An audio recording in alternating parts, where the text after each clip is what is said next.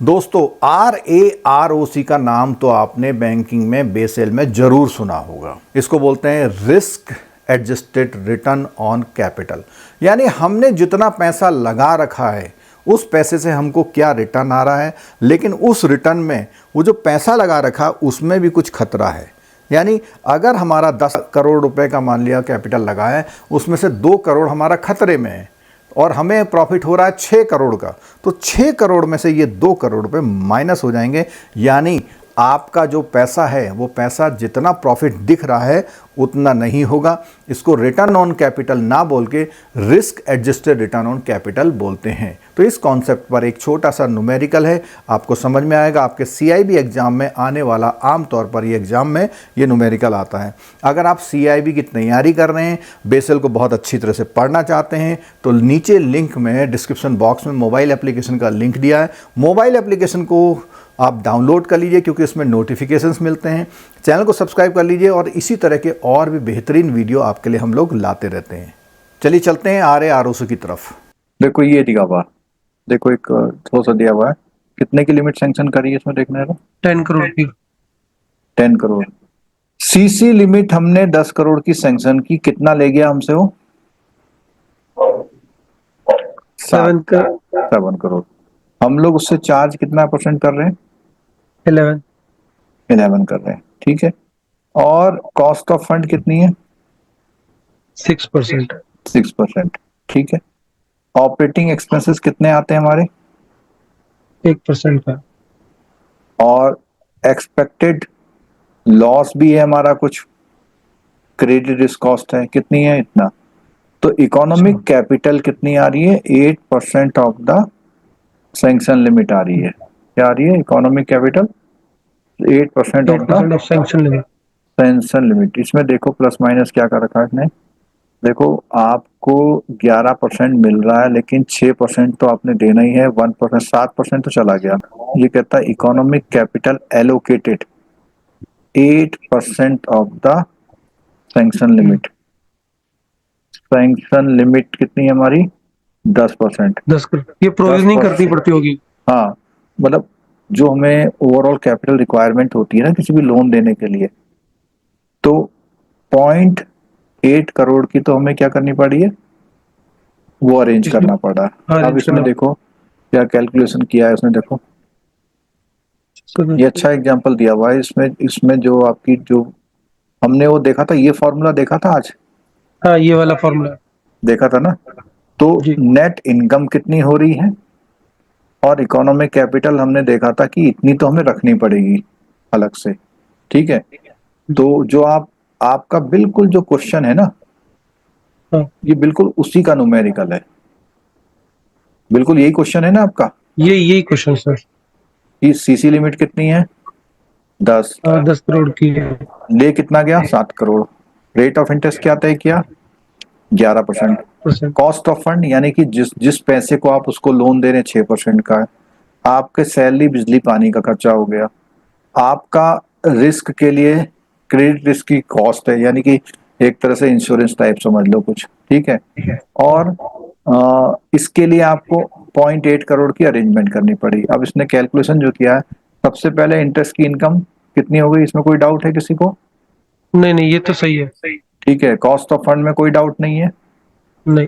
Operating expenses में कोई doubt नहीं है। हाँ। एक्सपेक्टेड लॉस में कोई डाउट नहीं है। जी। ठीक है। तो जब हम करेंगे तो इसमें से जो इनकम में से सारे क्या करेंगे हम? ये सब माइनस कर देंगे। माइनस कर लेंगे। तो हमें नेट इनकम कितनी आई? 0.24। ठीक है। और 24 इकोनॉमिक कैपिटल रिक्वायरमेंट कितनी है? 8। 0.8। तो इस तरह कितना आ गया? 30%। 30.6। ठीक है। ठीक है। तो इसमें क्या बताया उसने? उसने अगर एक लेमैन की तरह देखेंगे तो लेमैन इसको क्या देखेगा? सिर्फ कि इसमें लॉस हो रहा है अपने को कैपिटल डिप्लॉय करने में। बेसिकली लेमैन वाला इस लाइन को बिल्कुल कंसीडर नहीं करेगा। बस सिंपल आप ऐसे समझ लो। जी। और जैसे ही हम इसको कंसीडर करेंगे, इससे डिवाइड करेंगे, तो वही नेट इनकम हमारी क्या बन जाएगी?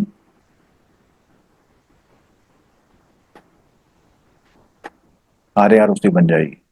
हाँ। ठीक है। तो जो आप पूछ रहे थे बिल्कुल वही चीज है, ये नया नहीं है। बट यहाँ पे थोड़ा फर्क ये है कि वो इंटरेस्ट इनकम को एज ए होल लेते हैं पूरा। एज ए होल ओवरऑल मतलब बैंक का लेते हैं। ओवरऑल बैंक का आ गया, cost of fund as a whole, operating expenses as a whole, expected credit loss, मतलब ये सब एज ए होल लेते हैं। तो वो बैंक का आरएआरओसी बन जाता है। किसका बन जाता है? बैंक का बैंक का। आर। ठीक है।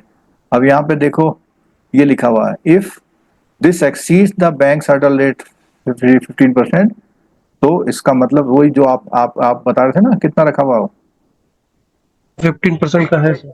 हाँ, तो यही है कि बैंक ने अपना हर्डल रेट इतना ही रखा हुआ है। अगर इससे ज्यादा ही तो ही उसको क्या करता है बैंक, वाइबल करता है।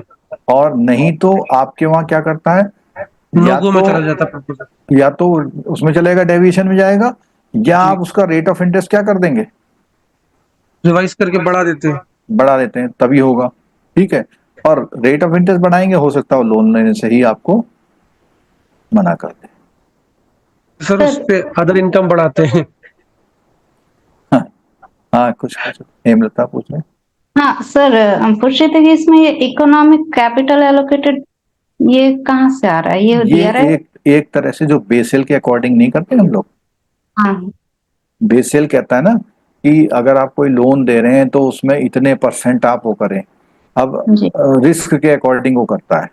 तो इसने क्या करा है, इस चीज को 8% रखा हुआ है। और हम ऐसा भी कह सकते हैं, ये 8% की जगह इंडिया में कितना है, 15 है। 9%। अरे आप जो भी RWA होता है, रिस्क वेटेड एसेट, उसका कितने परसेंट मेंटेन करते हैं? 9%। तो वो वही चीज है, सेम है।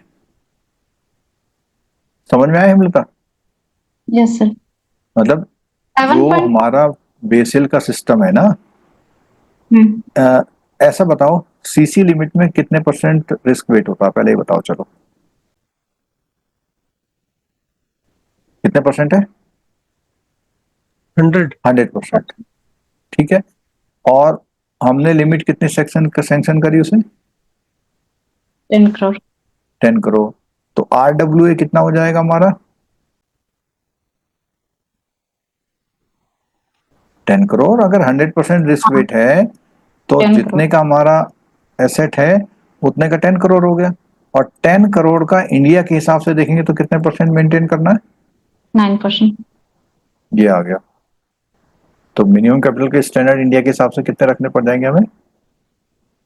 9%। 9%। तो अगर हम मान लें इसी सेम क्वेश्चन में यहाँ पे 9% कर दें तो क्या चेंज आ जाएगा हमारे पास?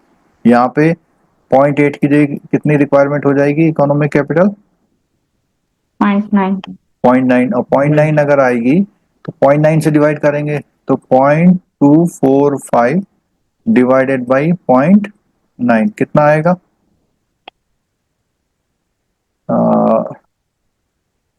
18 27.02। इतना आएगा। तो अभी भी ठीक है। इकोनॉमिक कैपिटल का ये इन्होंने निकाल रखा है क्या, credit value at risk minus expected loss. और ये सब चीज हमने किसमें पढ़ी थी, जब मार्केट रिस्क पढ़ रहे थे तो उस समय हम इसको वो कर रहे थे। और क्रेडिट रिस्क निकालने का टेक्निक कौन सी वाली टेक्निक है, क्रेडिट रिस्क निकालने ये कौन सी टेक्निक है वो बता सकते हैं? क्रेडिट रिस्क इकोनॉमिक कैपिटल निकालने की कौन सी टेक्निक है, बताओ भाई। ये सब नाम हमने कहीं सुने हुए हैं, बताओ कहाँ सुने हुए हैं? जब हम क्रेडिट रिस्क को कौन से मेथड से निकालते हैं, internal rating based IRB approach थी, एक तो थी स्टैंडर्डाइज अप्रोच, और एक एडवांस्ड। एक IRB की फाउंडेशन और दूसरी एडवांस अप्रोच। तो उसमें ये शब्द नाम हमने सुने थे। तो दोस्तों आपने ये RAROC का एग्जाम्पल समझ लिया, और RAROC का जो स्टैंडर्ड रखा गया है वो अगर 15% से कम है तो ऐसे लोन्स को आमतौर पर बैंक फाइनेंस नहीं करते हैं। यानी कि उसके अगेंस्ट में जो भी इकोनॉमिक कैपिटल, अब इकोनॉमिक कैपिटल की या इकोनॉमिक कैपिटल वैल्यू की अगर हम बात करें तो ये बात होती है कि जितना आपका उसमें से रिज़र्व रखना पड़ेगा उसको हम इकोनॉमिक कैपिटल का नाम देते हैं। जैसे अगर इंडिया में हम बात करें किसी लोन के अगेंस्ट में 9% रखना है, मान लिया तो 9% कैपिटल रखनी है, एलोकेट करनी है।